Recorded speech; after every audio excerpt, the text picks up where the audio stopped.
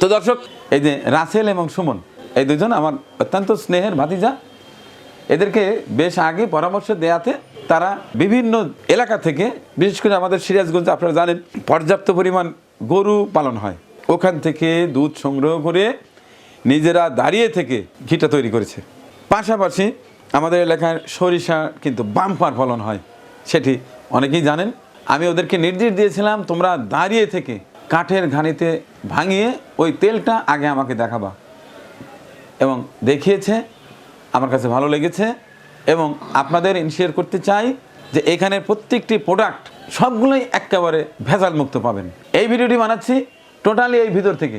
আর আমি চাই শুধু দেশ কেন, দেশের বাইরের অনেকেই আছে, আমার অনেক ভাই আছে, আপু আছে, আমাকে বলে মানিক ভাই একটু ঘির ব্যবস্থা করা যায় না খাঁটি। অনেকে সরিষার তেল খোঁজে। আশা করছি ওদের সঙ্গে যোগাযোগ করলে একেবারে খাঁটি ভেজাল মুক্ত খাদ্যটি পাবেন। কোনো ধরনের সমস্যা হলে আমি তো আছি। আমি সবসময় ভাবি আমাদের দেশের এরকম উদীয়মান যারা যুবক আছে তারা কর্মের মধ্যে থাক। একটা কথাই আছে, অলস মস্তিষ্ক শয়তানের আড্ডা। আমি চেষ্টা করে যাচ্ছি এদেরকে কাজে লাগানো, যাতে কাজের মধ্যে থাকলে ওরা ভালো থাকে। সমাজের যত অন্যায় অপকর্ম আছে এগুলো কিন্তু উঠতি বয়সের এই কিশোর যুবকরাই করে থাকে।